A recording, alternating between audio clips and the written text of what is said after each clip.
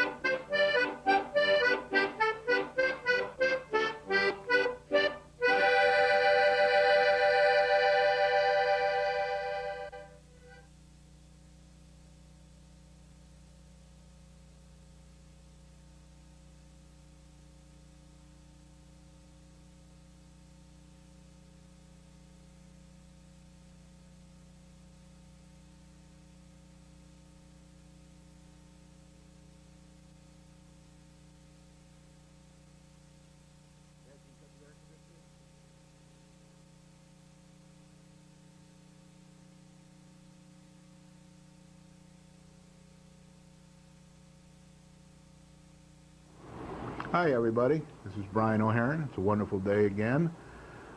This week was pretty interesting. We had the first day of fishing on the weekend. I didn't see as many people out fishing this year as normal, probably because of the high price of gas. Costs a lot of money to bring boats here and to run them on the lake for a day, but there were people there. I did take some pictures. Maybe one of these days I'll put them up here and let you see some people fishing up around the on the waters around here. Now the agenda for today will be comments first from me. There won't be many comments today because you had a selectmen meeting that was pretty powerful this week, and I want to be able to talk as much about that as I can. So comments, and then we'll talk about the Board of Selectmen meeting that was held on Monday, April 21st, 08, and then the important decisions from that meeting, major status, board update, and meeting comments.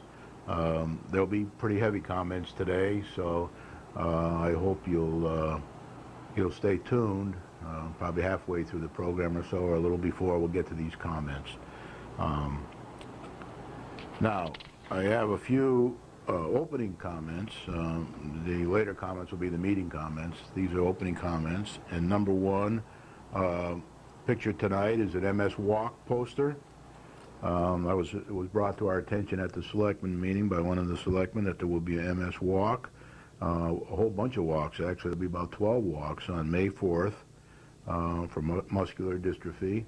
And people will be all over the state walking. There was one walk held on April 13th at Stores, and all the rest will be on May 4th. I think there's one in Litchfield, and there's some other around here. I don't think there's one right here in Winchester, but in the area there'll be several walks. And if you want information about these walks and you want to participate in these walks, I know at least one of the selectmen will be doing so. You can call 860-714-9255. So if you're interested and you're up to it, then try to contact them and participate in these muscular dystrophy walks. A very, very worthwhile effort for everybody who can make it. The second thing I'd like to point out is about a year ago, my wife and I went down to the library well, actually to the college in the Founders Hall, and we went to the Val Ramos Duo flamenco concert. And I just noticed on the boards down at the college this week that Val Ramos Duo is back on Friday, May 2nd at 7 p.m. in the college auditorium in Founders Hall, or in the college auditorium in Founders Hall. Now, this is one of the many things that the college does that the people in the community are invited to free of charge. It'll be at 7 o'clock, admission's free, and for as many people as they can hold in that auditorium. I don't know what the seating capacity is there, but it's probably 100 or 120 or so, something like that. Very comfortable. So 7 p.m., May 2nd, if you're interested in flamenco music, this is very worthwhile. These guys are good, and you'll enjoy it.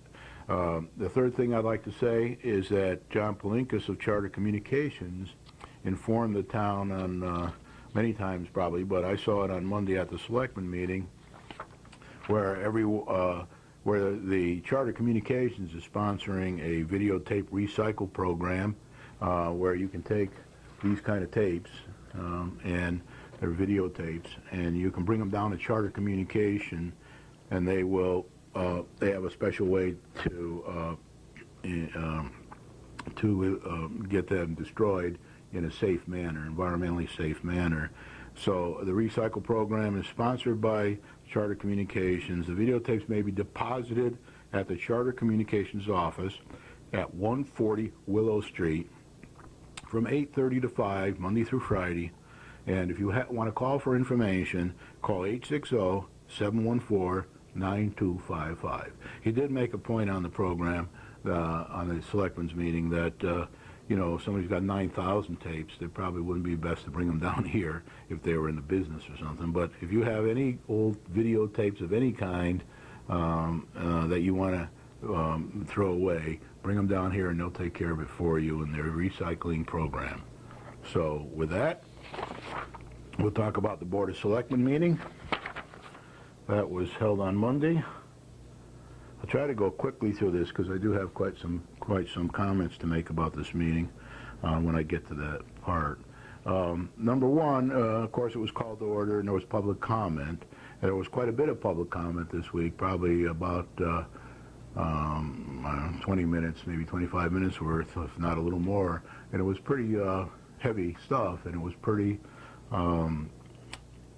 combative, let's say that at least. And a lot of people expressed their opinions, were forthright with their opinions, and there were people from various aspects of the issues, and it's pretty good. So what I would say is, if you can watch this program, I think it'll be repeated on Saturday morning at 9 o'clock on channel either 13 or 15.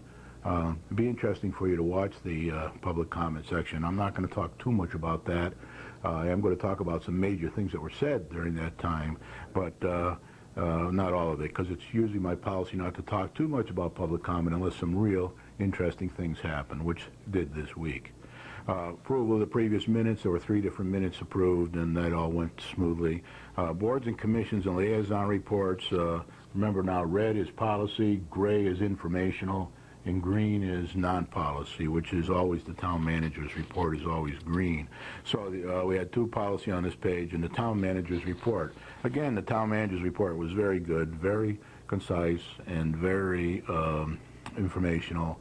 Things are moving. He's got into the saddle very rapidly here in town, and he's being very productive, and it looks to me like we've got a winner here. So despite what you might read in papers about different things, if you have any question about any of this, just go down, make an appointment with either the mayor or the town manager or any of the 7 selectmen and talk to them. You'll see they all have different opinions, and they all have they're all working for the betterment of the town in their own estimation. So you try to get involved in the town and understand what people are doing, and best to talk right to the people themselves rather than read things. A lot of the things in the Register and in the Winston paper and in the Republican that are written by the professional journalists are pretty good. They're pretty accurate. Sometimes I don't agree with what they say, but that's life. That's America. However, a lot of the letters and editorials, that's a different story. They could be written by anybody. They could have facts in them or non-facts. So I'd say if in question, especially before you write a letter yourself, check with the people that you're concerned about. Get their views before you write any letters. Okay, because it all looks not too good for Winston when people don't have a chance to rebut.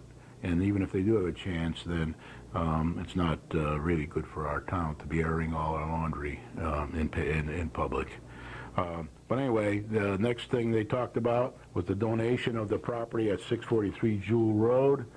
That was policy. Lambert K. progress, that's policy. Wasn't much said about that, but it was brought up. The CCM, there was a CCM bill for us selectmen to go to the FO, Freedom of Information class, which was voted on to be paid from the Selectmen's Contingency Fund. There was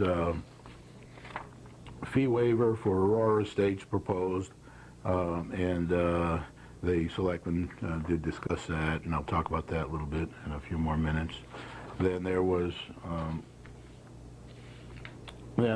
funding for the Pearson OCR ADA issues and options. That was brought up by the minority party. That was discussed for a little while. They were interested in a backup plan for that. I'll talk about that, I think, later when we go through the actions. And the town clerk application for historic document preservation grant, that was voted on. The resolution for small cities project and for sidewalks and pedestrian safety, that was voted on. And there was a resolution for the Fair Housing Act. That's all policy. All these reds are policy. Good stuff. That's exactly what should be in there. And the selectmen and the town manager are on top of these issues, and they move pretty swiftly. I think this meeting, the actual meeting part, lasted probably, again, 30, 40 minutes, maybe less. The resolution for Fair Housing Act, the request to waive the audit requirements of the Friends of Main Street, that pretty much happened last year, it happened again this year, and that was voted on. And then executive session, they talked about, they go off by themselves into executive session. We don't get to see that. It's not on television. But that they talked about contract negotiations with various unions in town, and that's very important for next year's budget. So I don't know exactly what's happening there, but I imagine they're probably trying to posture themselves for next year's budget so we don't have a 7% increase next year. And these are, this is a heavy part of our costs, so that has to be looked at. And then personnel issues, they talked about some personnel issues in this executive session. And then they came back from executive session, and then there was nothing to be voted on there after the executive session. Unfinished business, there was nothing there. And then there was some new business. These are all policy as well. So again, red is policy, green is non-policy, gray is informational. So as far as policy meeting is concerned, which is really what the selectmen are about, almost everything was either a policy or a finance board type issue that, remember, the selectmen are also our finance board. So this was all good stuff. It all had to be brought up, and it happened. So now I'm going to talk more about the executive decisions that we always talk about after one of these meetings. And you're going to find that this was an excellent meeting again as far as the meeting itself was concerned. I don't know much about the executive session, and I don't know, I don't kind of count the public hearing, public comment, so they're not counted in all this. This is just policy decisions that were made, and we still got two that we're waiting tax deferral plan for the elderly. Blue means that it's in process, and in a month or two we should know more about that. And the Lambert K joint plan, that's being worked on. And we're still waiting for some information on that. So the first thing they did was they voted to reappoint Kelly Fenton, a Democrat, and Dan Williams, a Republican, to the Economic Development Commission. The Economic Development Commission reports directly to the town manager. He's very instrumental in the running of that group. So that was done unanimously. And notice there was a Democrat and a Republican there that were reappointed, so that was pretty balanced. Vote to reappoint Chris Kiley, a Republican, and Chris Waring, a Democrat, to the Inland Wetlands and Watercourses Commission. That's a reappointment. They've been on there already and doing a good job, and they decided to reappoint them. That's balanced, a Republican and a Democrat there. That was done unanimously. Vote to appoint Bob Haybury to replace Richard Levery. Richard Levery has a back problem. He needs a few operations, and he's going to be out for a while. So they decided to appoint somebody else to the Inland Wetland Commission. We all hope that Richard has a lot of luck with his operation. And they decided to appoint Mr. Haybury. There was a little bit of lecturing there again. You know.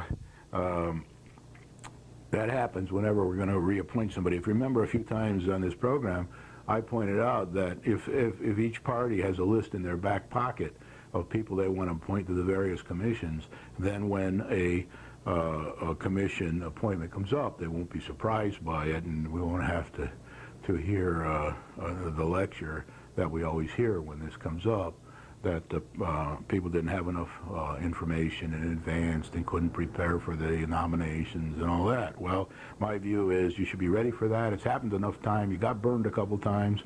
So in order not to get burned again, prepare your list, minority party, bring it to the meetings, know exactly who you want to propose.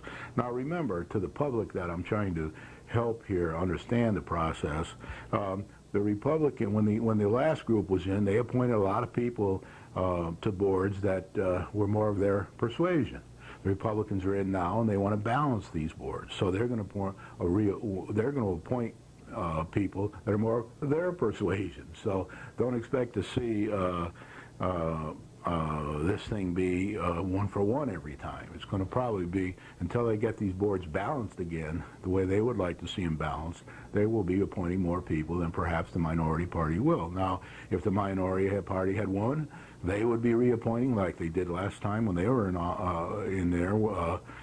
They reappointed more people of their persuasion. So this is the way the system works in this country, and it isn't going to change in our lifetime, I don't think, very much. So Richard Haybury is replaced. Bob Haybury is to replace Richard Levery on the Inland Wetlands and Water Courses Commission.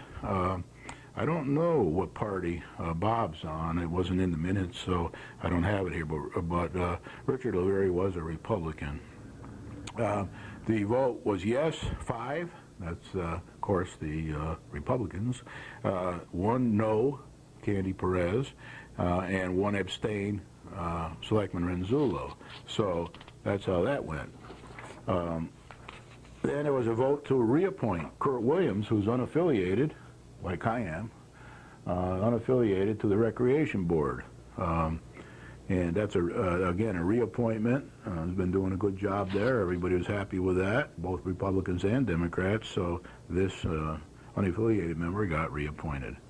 Vote to accept the donation of the property at 643 Jewel Road and to authorize the town manager, Keith Robbins, to move ahead, subject to affirmation that the individual that's donating the property is still interested in donating the property. There's a little concern there that they may want to be giving it to the land trust instead of donating it to the town. That'll be resolved. If the person wants to donate it to the town, then they will move ahead with the affirmation. The town manager, Keith Robbins, will do that. Next is vote to approve the payment regarding the CCM bill. This is a nit almost, $50 that we owe to CCM for a FOIA class to be paid from the Selectmen's contingency. That was unanimous vote. Notice so far we've got a lot of unanimous votes here. That's very good. I'm happy to see that. Vote to recommend to the Planning and Zoning Commission that they waive the application fees for application number 08-1 for Aurora Estates. Aurora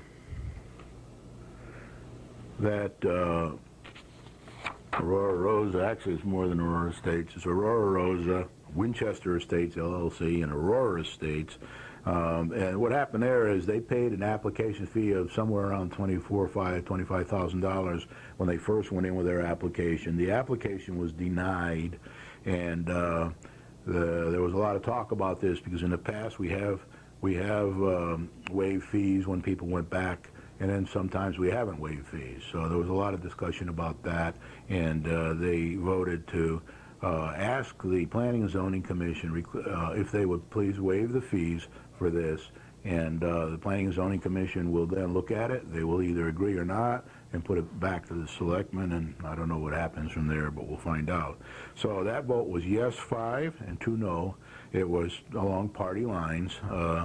The Republicans were very much in favor of trying to get this development redone and being consistent with their decisions that have been made in the past on these issues. Voted yes. The Perez and Ronzullo voted no. That's the minority party. So that was along party lines. The next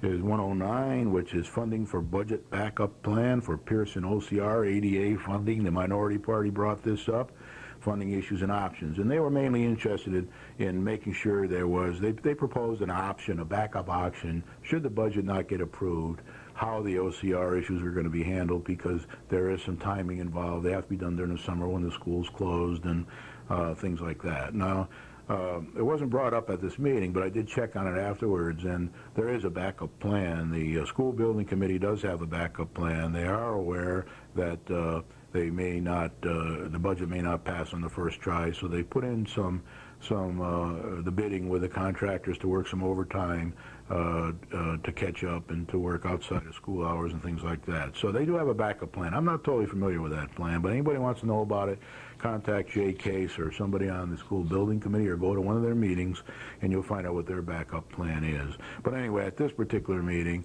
they couldn't come to an agreement, so no action was taken on funding for the backup plan for Pearson, OCR, and ADA. Now, as usual, on a lot of these issues, instead of coming up at the selectmen meeting, if these minority selectmen would only call other people, like, say, for example, the school building committee, and say, hey, do you have a backup plan just in case?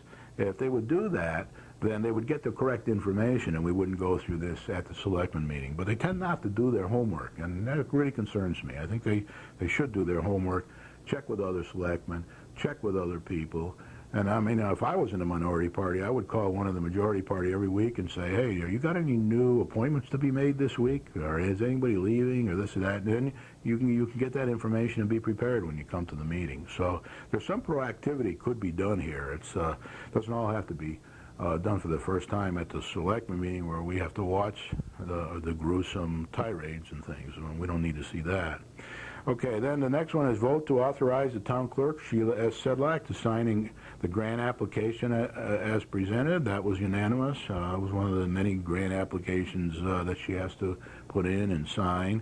And then there was one to vote to authorize the town manager, Keith Robbins, to apply for the Small Cities Grant Project for sidewalk and pedestrian safety improvements in the downtown area. I went by one business place today, and I saw somebody pointed out to me a sidewalk that was all tipsy-turvy that some poor person tripped on yesterday, and one of the people that has a business there went out and actually painted red along the cracks in the sidewalks to bring them to the pedestrians' attention. Now, I don't think this is a town responsibility. It may be. I don't think it is, but for in one way or another, we want to make sure all the sidewalks in town are kept in good shape so people don't trip and get hurt badly on these sidewalks. So that's something that Keith is going to be applying for some money to be able to work in that area.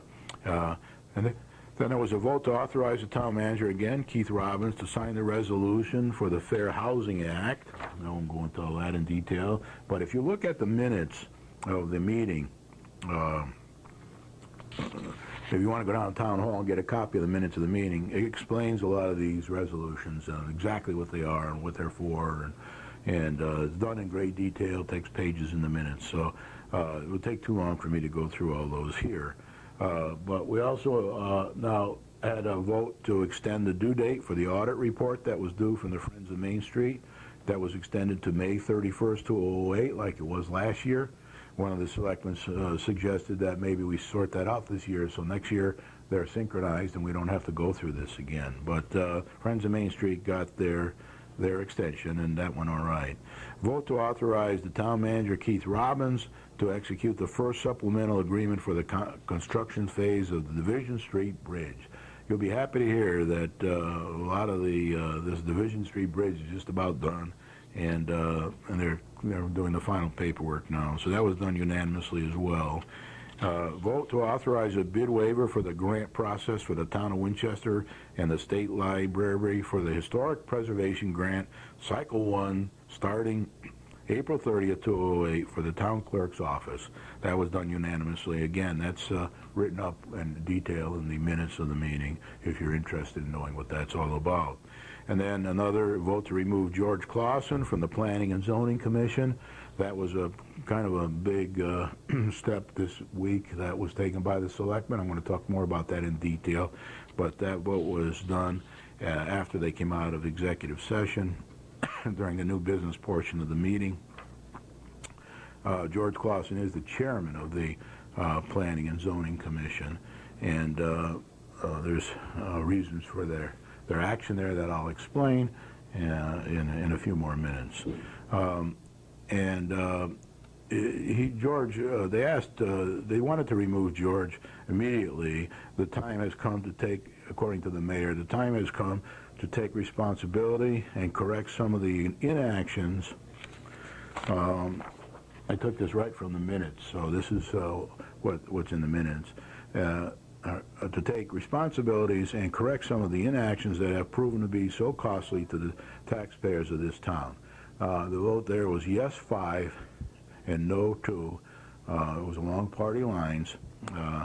Mr. Perez, Mrs. Perez, and Mr. Renzullo, selectmen, both of them voted no. So that's that.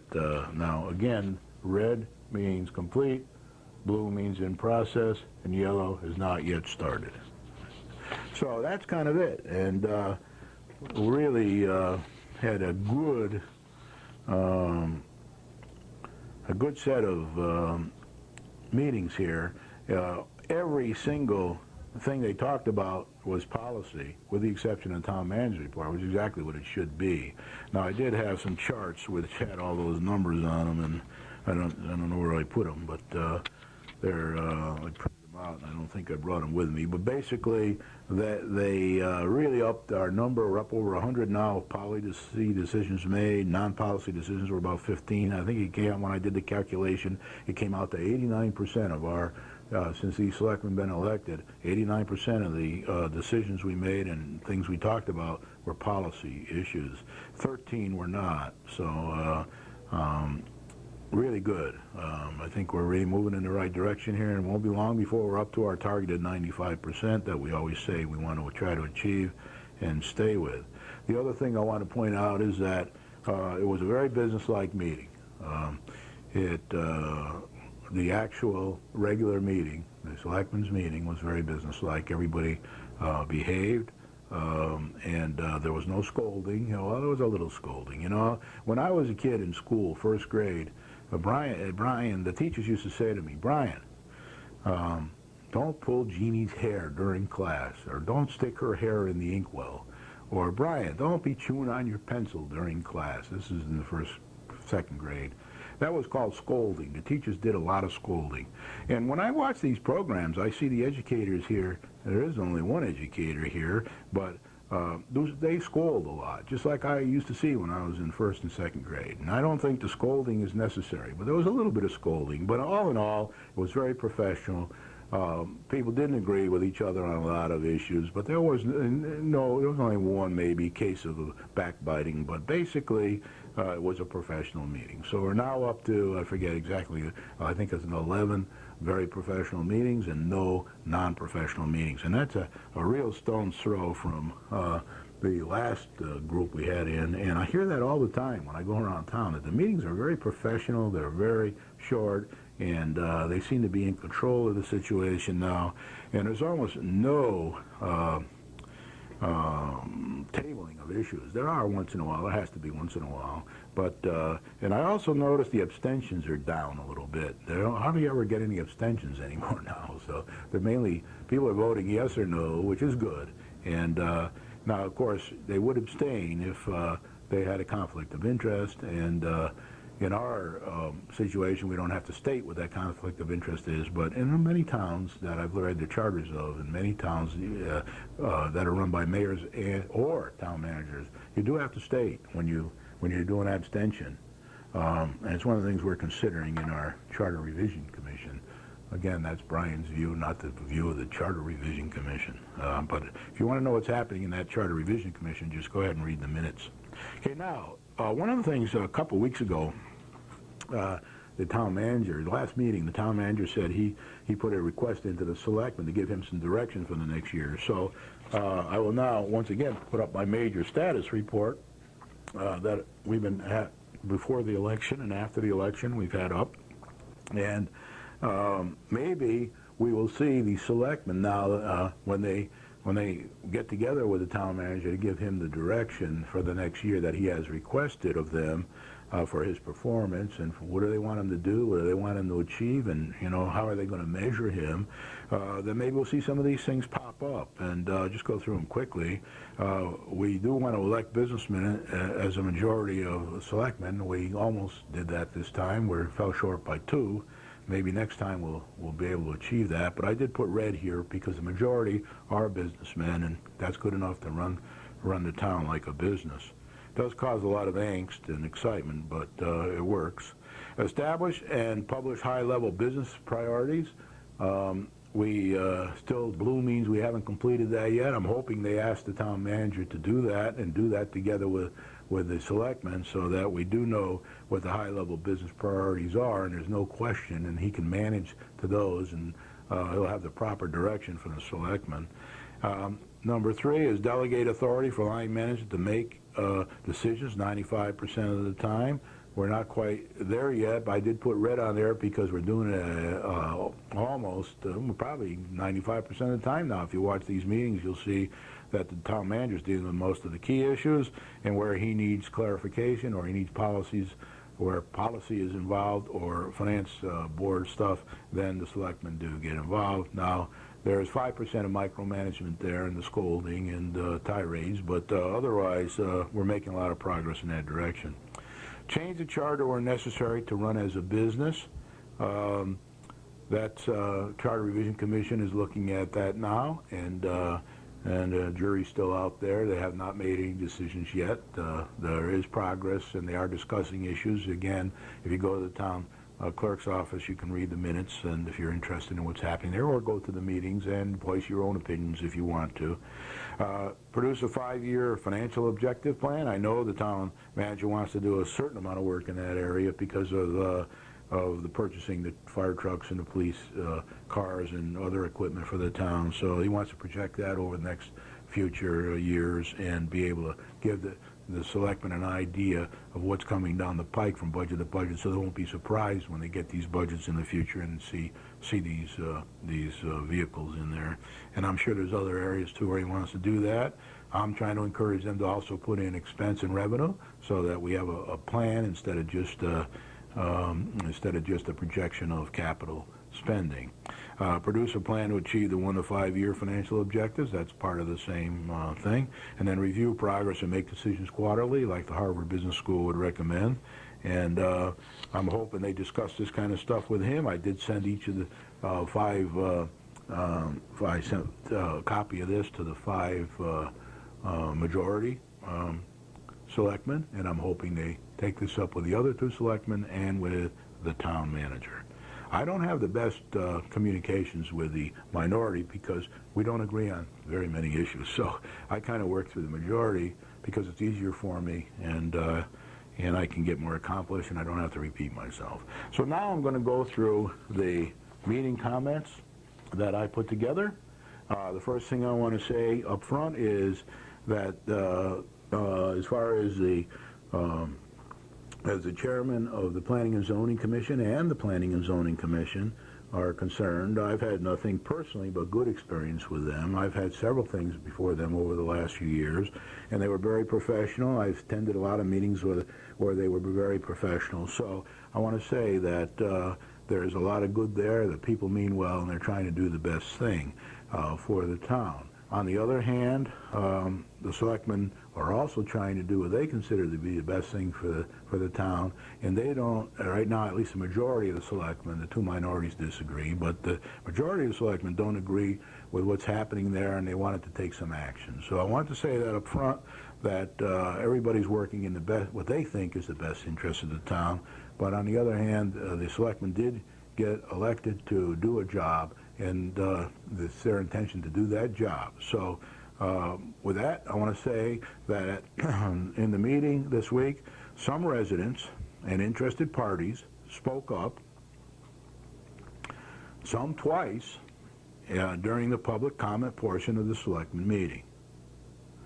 You can see this meeting when it is repeated on Saturday morning, April 26, 2008 at 9 a.m. on Charter Communication, Channel 13 or 15. I'm not exactly sure which one, but try at 9 o'clock. And if you can tape it, watch it at your leisure over the weekend. The public comment portion will give you a very good understanding of each participator's viewpoints. There were comments made from various facets of the views on the developers in town and the people, the town people, and you'll get a kind of a view, and then of course you'll get the selectmen's view as well when you watch the rest of the meeting. During public comment, a very important and momentous comment was made by an investor in one of the developer's future projects. And this is the first time I've heard this in public. I had heard whispers of it in private, but in public, in one of the major developer's future projects, investor James J. Polari read a letter previously mailed to the town manager stating that he was negotiating or owns, I don't know which, and I haven't had time to check it out, for 80 acres of land on Spencer Street, intending to submit an application to Inland Wetland and Planning and Zoning to build homes for their assisted living homes for Alzheimer's, autistic, and other patients in need of assisted living. So one of the things they want to do, their third project, they already have two into the town for approval, and the third one will be a huge assisted living complex up on Spencer near the where the hospital was and now the health center is, and they want to have doctors and nurses there and assisted living for these people that need help. Now, this is very positive for our community because it's good for the people, it's good for the patients, it does not really present a big problem for us as a town. There'll be no students there, or at least a minimal number of students. I don't know exactly how many, but there will be maybe some younger people there. And there won't be that much traffic generated because the people won't be riding around in cars and things. There'll be visitors going there and doctors and nurses and employees, but there won't be 2 cars per condo as we have in other areas of the town. So this Mr. Polari stated that he was now seriously considering other towns for his project. He's thinking of moving out of this area, and he read from a letter, and you can see that if you watch the program, or you can go down to the town manager's office and get a copy of the letter and read it for yourself. But he's seriously considering other towns for his project and may forego a $150,000 investment he's already made in this town for that project because of what he considers to be the inhospitable and non-productive reception that he believes developers are encountering with the town of Winchester land use boards when dealing with prior and existing applications. So Mr. Polari has sat in a lot of meetings. I've seen him there. He never says a word. Matter of fact, somebody commented to me a few weeks ago, this Mr. Polari comes and he never says a word. I heard it on TV, I think, on one of the programs. And, well, he said a word this time. He produced a letter, and he said he's not happy investing in our community. Now, as you know from my programs, I'm always telling you that we've got to get to the point where we can work with these developers and symbiotic relationship jointly because they're good for us and we're good for them. And unfortunately, there is some bitterness here now that we have to get by as a town. And I'm not placing any blame on anybody here, but I do say that it's not a healthy relationship. So if you tune in on Saturday morning, you can see it for yourself. The assisted living homes could be very profitable use for the town of some 80 of our acres of our vacant land.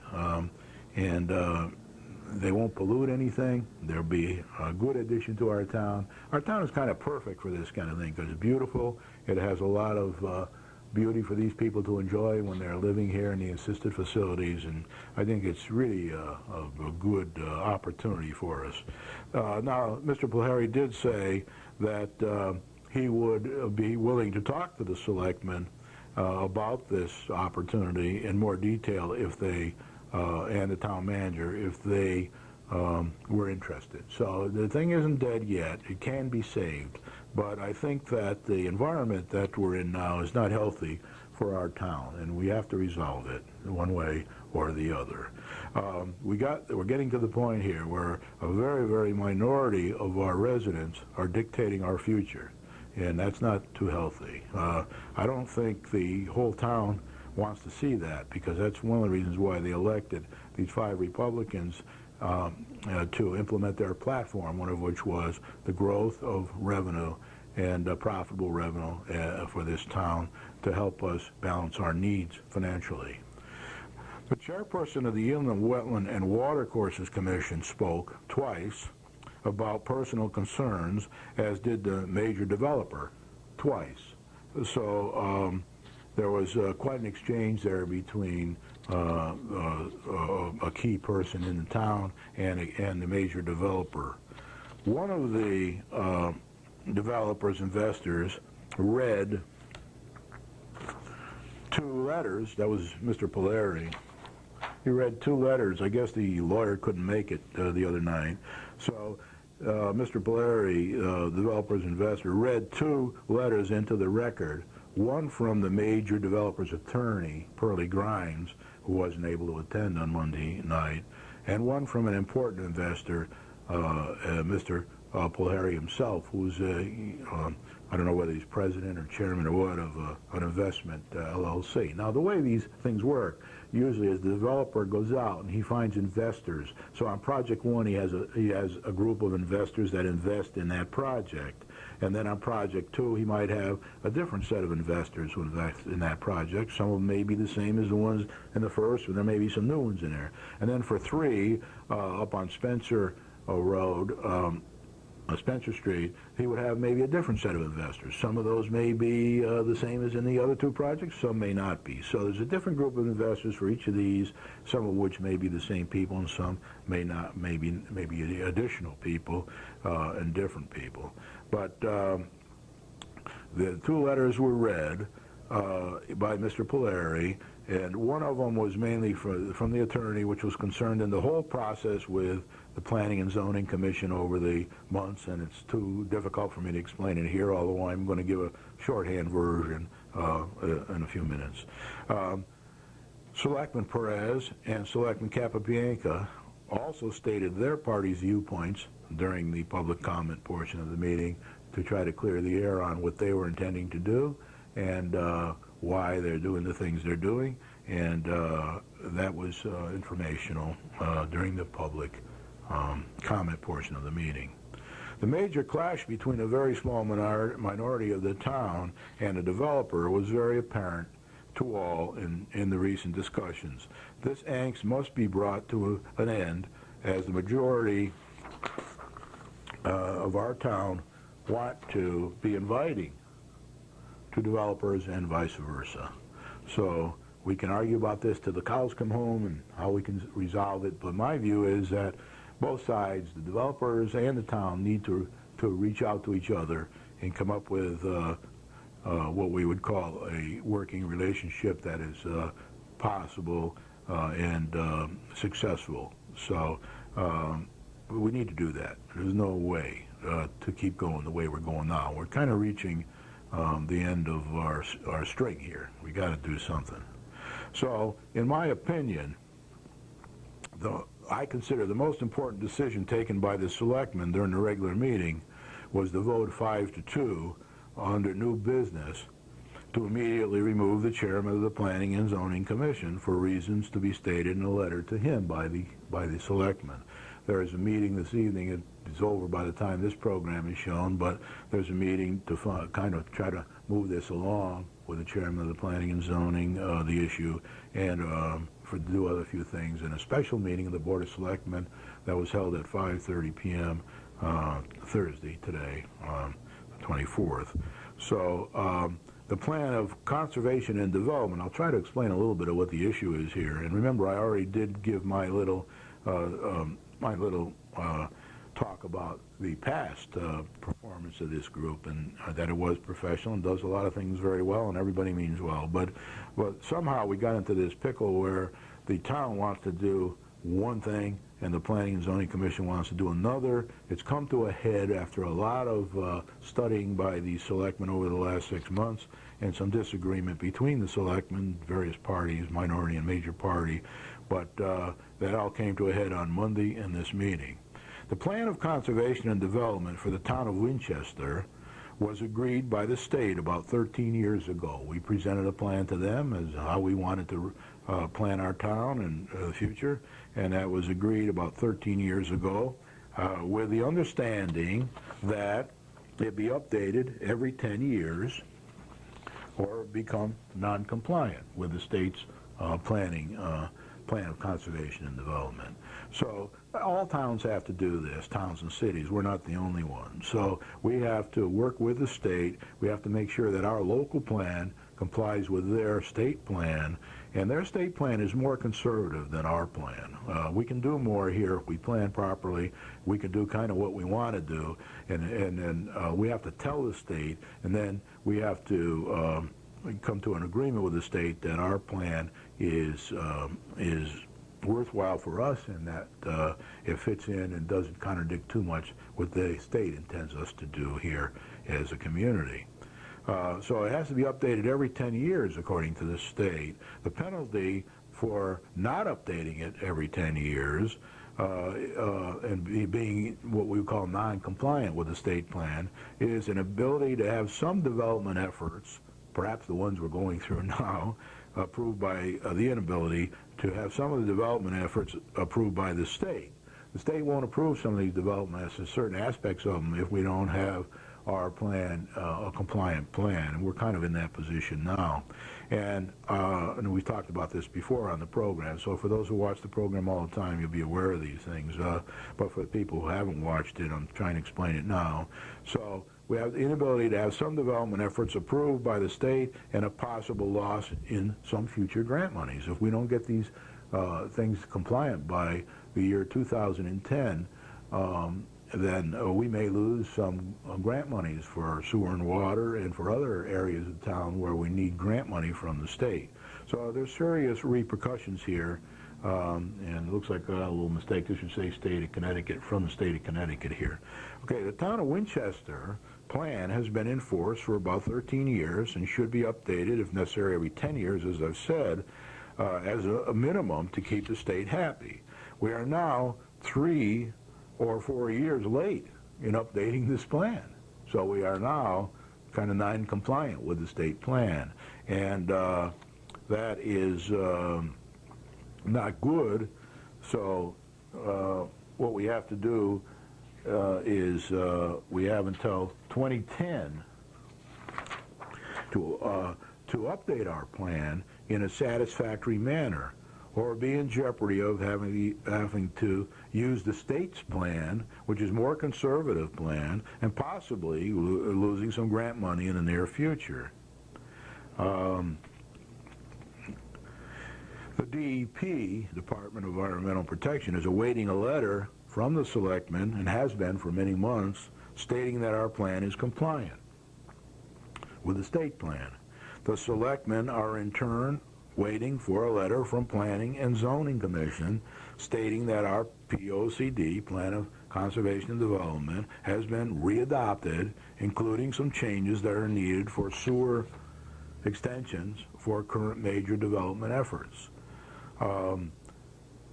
There has been a major difference of opinion between the selectmen of the majority party and the chairman of the Planning and Zoning Commission, and perhaps even the Planning and Zoning Commission itself, about the necessity of redrafting the entire plan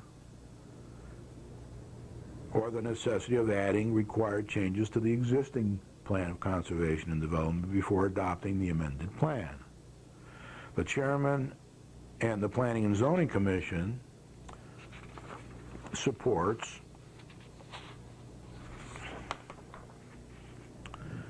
an approximate 1.5 year to 2 year, and these aren't exact, this is just a rough idea. This whole thing is a rough idea. If you really want to know the true facts of this in detail, this is an impression I'm giving you now, my impression, but you need to go down to the Planning and Zoning director in the town hall and talk to him about all this, and he will tell you exactly what the situation is. But anyway, they kind of want to do a replan, which would take 1.5 to 2 years and be $100,000 to $150,000 effort, some of which has been spent already, to redraft this plan of conservation and development.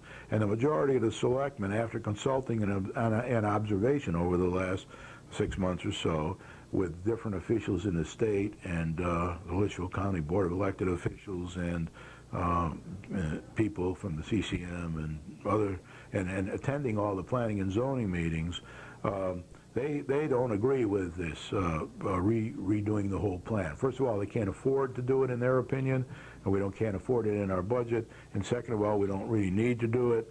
Therefore, we should. They're more in favor of evolving this plan.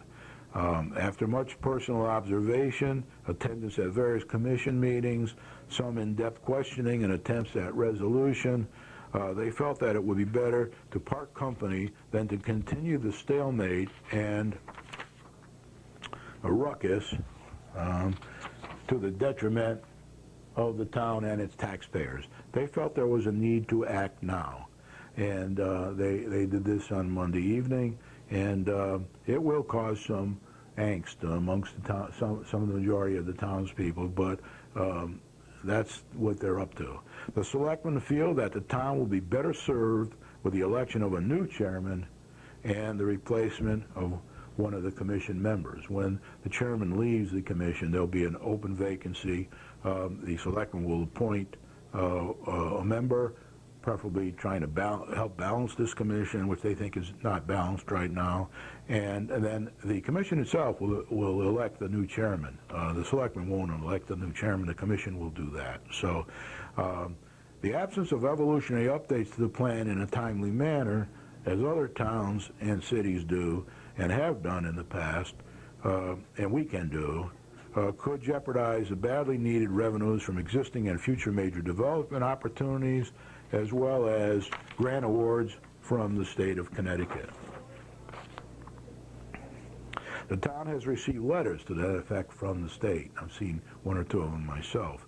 The quarrel between the minority of residents with extreme opinions and the developers has been creating a divide that is not healthy, in my opinion, for the town of Winchester or its taxpayers, and I think the major selectmen from the Republican Party agree with that, or they would have taken this strong action. The selectmen's current action may not only resolve this discrepancy in the short term, but may prove, along with many other new measures now and in the future, to be an evolutionary step in the right direction that will increase the probability of the town and Winchester's much-needed financial rebalancing. Now, we talk a lot on this program about the need to get new profitable revenue into town to rebalance our spending and our revenue in the business plan, and that we need help, we need it desperately, and we need to make it happen. So this is a step they're taking in that direction. It won't happen overnight. There are a lot of measures will be needed, but that's moving on.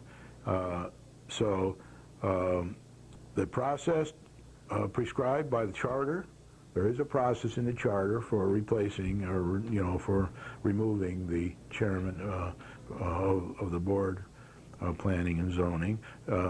So he's appointed, so there's a process for removing those managers. The process will be followed, and a lot of noise will be made by the extreme minority and other people. Not everybody will agree with this decision, and that's their right as Americans to responsibly protest. It's your right as Americans to question this protesting as well and to try to understand it, and you will see merit probably on both sides of the issue, but they're in charge. They were voted to do this. They were voted into office to resolve these problems, and this is the way they think they need to resolve these problems. the protesters weren't elected into office, so a couple of them were, there's 2 selectmen, but the rest weren't, and so they have a different viewpoint on these things. The process prescribed by the charter will follow, and a lot of noise will be made, the extreme minority, but the selectmen will eventually get through the change and will continue to proceed with our profitable revenue growth objective in a sensible, evolutionary manner. I am getting feedback from a lot of people in town that not all are against these. A lot of people think this is a positive move in the right direction. They wish it didn't have to happen, but it did have to happen, evidently, according to the selectmen. So they're supporting these selectmen on this move. The remainder of the meeting was, again, very professional, and with some, as I mentioned before, some scolding and a minimal amount of disagreement and backbiting. There was some, you're always going to get differences of opinion on the issues, and as long as they're handled professionally, that's okay. The town manager's report and participation was, again, concise, to the point, and lucrative. He did a lot of good things to say about the way the town's moving ahead, professional and excellent. So thanks again, town manager. You've only been here a few weeks, and you seem to be right in there, and the honeymoon period was very short, as I thought it would be. Thanks for doing that. Several reappointments were made to the boards, as I mentioned earlier, and commissions with the usual protest speech, which I hope we can sooner or later eliminate, by the minority members on the Board of Selectmen. We all know the speech by heart now, so probably not even any sense in repeating it each time, but I feel that the majority party will continue to rebalance the boards and commissions where practical. That takes time because people are in there for specific lengths of time, and when their time is up, then the selectmen do have an opportunity to rebalance a bit and appoint people they think will help rebalance these commissions. Some grant application resolutions were approved by the selectmen. As I mentioned earlier, the resolutions are available in the minutes. See the town clerk's office in the town hall. Some minor financial decisions were made because they are a board of finance, and a recommendation was made to Planning and Zoning Commission to waive application fees on the application resubmission of the Aurora Estates application. The executive session was held, and there were no decisions that came out of that executive session, which is kind of usual. When they go in to talk about personnel things, no decisions get made in those executive session. Direction is discussed, policy issues are discussed, but no decisions are usually made. So with that, we're getting to the last minute or so of the program. I just did find this slide. I'll put it up. Policy, yes, 102, 15 this week for 117. 13 no's. You're basically back in the early part of the 6 months, 89%. And then business-like, yes, 12, no, 0. So we're going in the right direction. I'm sorry that we've had such a rough meeting this time and that these kind of decisions have to be made, but the businessmen will keep their head. They will make the right decisions for us, and we have to back them. And we have to understand why they're doing it. If you have any questions, go to the town hall and ask the town manager or the mayor or any of the selectmen, and attend some of these meetings that are being held in town, both in favor of these kind of actions and in process, and get yourself a good feeling. With that, I say thank you very much. It's past my bedtime. I'll be here again next week.